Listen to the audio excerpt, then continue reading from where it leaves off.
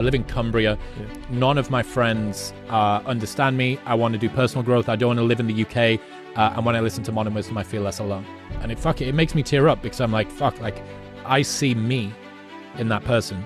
I see me in that. And it's so hard to reframe it. The pushback you are getting is the indicator that you are doing the right thing. It is. And if you can reframe the distaste that you get from other people as the same as that. Because they're projecting the things that they know they should be doing that you are doing that they're not doing. And you remind them of that. And so even though the mountain that you're climbing is actually a smaller one than the one that you ultimately want to climb, you're actually at the top of their mountain.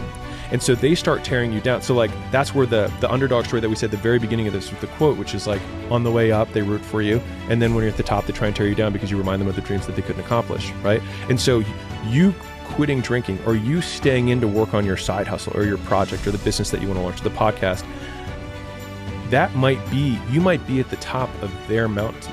And so they are tearing you down because now you remind them that they haven't done it. And it's purely a projection of them onto you and has nothing to do with you. And that, I hope that comforts someone.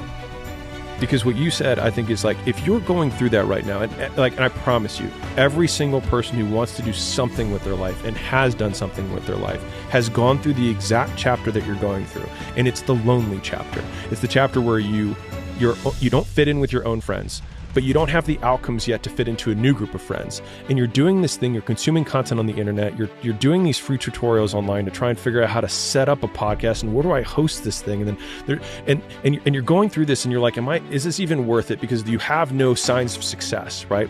But if there's anything that you can take away from what we're saying right now is that the sign of success is the hate that you get along the way.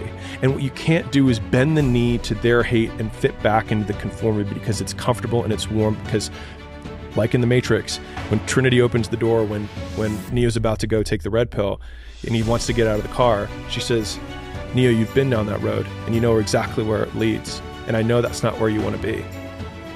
And then he closes the door. Like right now, this moment that you're going through is Trinity opening the door and being like, you could go back. But then you'd have to remember exactly what the reason was that you decided not to go out to begin with.